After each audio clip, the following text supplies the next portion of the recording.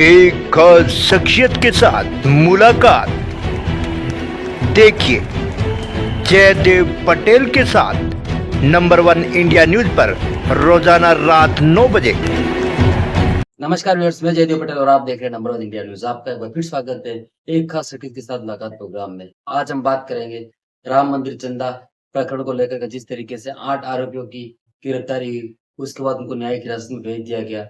कल दोबारा उनको पेश किया गया, फिर से उनको न्यायिक हिरासत में भेज दिया गया। ऐसे में इस पूरे प्रकरण को लेकर के पुलिस रिमांड अब तक नहीं मांगी गई। इसके पीछे क्या कुछ मायने हैं? और इसी के साथ साथ में राम मंदिर चंदा कांड को लेकर के अयोध्या बार एसोसिएशन द्वारा जिस प्रकार से एक फैसला लिया गया कि जो 8 आरोपी हैं उनका केस नहीं लड़ा जाएगा। ये कहीं न कहीं क्या न्याय के सिद्धांतों के खिलाफ है? और साथ ही भरत तिवारी एनकाउंटर मामले में आज सुप्रीम कोर्ट में हुई सुनवाई के दौरान सुप्रीम कोर्ट ने सुनवाई करने से साफ इनकार करते हुए मामले को हाई कोर्ट में जाकर अपनी बात रखने का कहा। इन्हीं दामोदर बात के लिए हमारे साथ खास सामान है भारत के पूर्व एडिशनल सॉलिसिटर जनरल और साथ ही सुप्रीम कोर्ट के वरिष्ठ अधिवक्ता केसी कौशिक। केसी कौशिक जी, आपका बहुत स्वागत है आज हमारे प्रोग्राम में। जी। केसी कौशिक जी, आपसे मेरा पहला सवाल है कि राम मंदिर चंदा कांड को लेकर के जिस तरीके से 8 आरोपियों की गिरफ्तारी की गई, एसआईटी गठित होने के बाद में, और उनको अब कहीं न कहीं न्यायिक हिरासत में भेज दिया गया, गिरफ्तारी के बाद भी और कल भी। ऐसे में अब तक पुलिस रिमांड नहीं लेने के पीछे क्या वजह आप देखते हैं? ये प्राइम से ऐसा लगता है कि कहीं न कहीं किसी एविडेंस को छुपाने की कोशिश की जा रही है। नॉर्मली जो छोटे-छोटे केस होते हैं उसमें पुलिस पहले भी से रिमांड की बात कर रही है।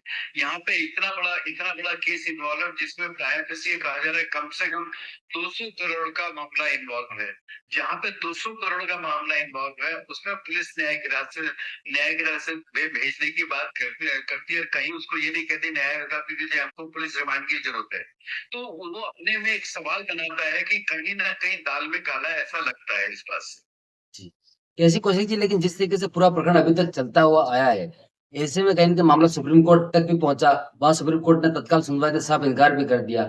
सुप्रीम कोर्ट के तत्काल सुनवाई करने से जो इनकार किया गया, इसको आप कैसे देखते हैं? देखिए, इसको इस तरह से समझना चाहिए कि हम यदि हर मैटर में अपने सुप्रीम कोर्ट जा जा आते जाएँगे, तो हाई कोर्ट क्या करेगी? देखिए, हाई कोर्ट और सुप्रीम कोर्ट में जो है as a PL special PL से कनेक्टेड है, कनेक्टेड जुरिडिक्शन है। लेकिन हमेशा तो सुप्रीम कोर्ट ये कहती है कि जब आपको पहले हाई कोर्ट जाना चाहिए, हाई कोर्ट चीज़ों को एप्रिशिएट करेगी, हमारे पास एक जजमेंट होगा, उस जजमेंट को सही है, गलत है, हमको निर्णय लेने में आसानी है। यदि सारे निर्णय के लिए पीआई दाखिल करके सुप्रीम कोर्ट में आते रहे, तो हाई कोर्ट क्या करेगी? पहला सवाल है। दूसरा, हमारे पास तो जब हम निर्णय ले लेंगे तो उसके बाद कहाँ जाएगा वो पब्लिक? तो इसलिए सबसे पहले हाई कोर्ट जाना चाहिए। ये सुप्रीम कोर्ट ने जो कहा मेरे हिसाब से मैंने ठीक कहा है। जी। केसी कौशिक जी, राम मंदिर चंदा कांड को लेकर जिस तरीके से अयोध्या बार एसोसिएशन द्वारा एक फैसला लिया गया कि जो 8 आरोपी हैं, उनका जो केस है वो कोई भी नहीं लड़ेगा। ये फैसला क्या आपको नहीं लगता कहीं न कहीं जो न्यायिक सिद्धांत है उसके खिलाफ है? हाँ, देखिए जहाँ तक अयोध्या बार एसोसिएशन का सवाल है, वो थोड़ा इमोशनल है मेरे हिसाब से, लीगल तो उसमें कम है। देखिए, कोई भी व्यक्ति जब उसको सजा नहीं हो जाती है, मुलजिम नहीं होता है, पहली बात। दूसरी बात, एक्यूज कहा जाता है उसको। दूसरी बात ये है कि उसको भी तो अपना डिफेंस करने का अधिकार है।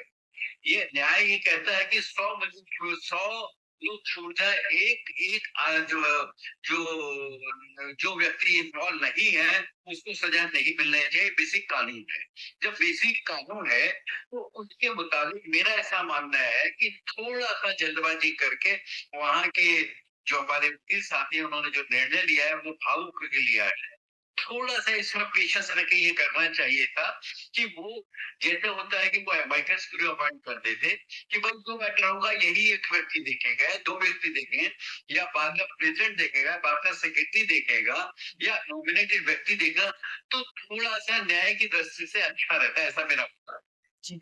केसी कौशिक जी, राम मंदिर चंदा चोरी की अगर हम बात करते हैं, जिस तरीके से पूरे प्रकरण में रोज नए-नए खुलासे होते जा रहे हैं, ऐसे में कहीं न कहीं पुलिस की कार्रवाई पर भी एक सवाल खड़े हो रहे हैं और इसी के साथ-साथ ये भी माना जा रहा है विपक्ष की तरफ से कि सरकार इस पूरे प्रकरण के दौरान लिपापोती करने का कार्य कर रही है। आप अपने एक्सपीरियंस के अकॉर्डिंग इसको कैसे देखते हैं? देखिए, इतना बड़ा ये कांड है, ये पूरे हिंदू समाज की मैं बात करूँगा, हिंदू समाज में शुद्ध राम की आस्था का सवाल है। ये किसी पर्टिकुलर पार्टी की या किसी उसका सवाल नहीं है। जो मर्यादा पुरुषोत्तम में हर हिंदू की मर्यादा पुरुषोत्तम राम। जब मर्यादा पुरुषोत्तम राम है तो जितने भी हिंदू हैं, जो जिनकी उनमें आस्था है, उनकी सबकी सबकी आस्था पे ठेस पहुंची है। आप ये बताइए कि लोगों ने अपना सोना दिया, लोगों ने चांदी दिया, लोग रोज जाके वो उपहार चढ़ाते हैं और उसकी चोरी हो जाए, तो ये उनकी आस्था के अगेंस्ट काम है ना। इसको प्रोएक्टिव होकर काम करना चाहिए, ऐसा मेरा व्यक्तिगत। जी। कैसी कोशिश की आपसे मेरा एक आखिरी सवाल है कि बिहार में हुए भरत तिवारी भूषण के एनकाउंटर में जिस तरीके से रोज नए-नए मोड़ आ रहे हैं, उसके बाद में अब एक जनहित याचिका दायर की गई सुप्रीम कोर्ट में, जहाँ पर सीबीआई जाँच की माँग की गई और पुलिस के अगेंस्ट कार्रवाई की माँग की गई। लेकिन इस पूरे प्रकरण के दौरान कहीं न कहीं सुप्रीम कोर्ट ने ये कहा कि हम इस मामले में सुनवाई नहीं कर सकते हैं, पहले आप हाई कोर्ट जाइए। इसको आप कैसे देखते हैं? देखिए, अभी पहले पहले सवाल के जवाब में भी यही बात कही थी, मैं दोबारा वही रिपीट है, जो जनहित याचिका है वो सुप्रीम कोर्ट और हाई कोर्ट दोनों की कंकरेंट ज्यूरिडिक्शन। तो सुप्रीम कोर्ट ने सिर्फ ये कहा है कि आप पटना हाई कोर्ट जाइए, पटना हाई कोर्ट जाके अपना केस करिए, यदि पीआईएल वहां दाखिल करिए, वहां को दिक्कत आए तो आप उसके निर्णय के साथ हमारे पास आ सकते हैं। मेरे हिसाब से तो ये न्याय की दृष्टि बिल्कुल सही है। और मेरा तो व्यक्तिगत मानना ये है कि हर मैटर को जो जो भी क्या नाम है इस तरह के मैटर्स हैं, पहले हाई कोर्ट जाना चाहिए। हर मैटर में यदि सुप्रीम कोर्ट जा पाएंगे तो जो लंबित केस हैं उनके निर्णय में देर होगी, वो जनहित में नहीं होगा, पब्लिक एट लार्ज के हित में नहीं होगा। इसलिए पहले हाई कोर्ट जाना चाहिए, उसके बाद सुप्रीम कोर्ट आना चाहिए। सुप्रीम कोर्ट में जो जो हमारे ऑनरेबल जजेस बैठे हैं, उनके पास एक हाई कोर्ट का एक निर्णय होता है। वो निर्णय कितना सही है कितना गलत है, उनको उसको उसको एग्जामिन करने में आसानी होती है। और मैं भी वही कहूंगा कि इससे फायदा कम होगा, नुकसान ज्यादा होता है यदि हर मैटर सुप्रीम कोर्ट में आएगा, ऐसा मेरा। जी। कैसी कोशिश की आपने हमारे लिए समय निकाला, उसके लिए आपका बहुत-बहुत धन्यवाद। थैंक यू, नमस्कार।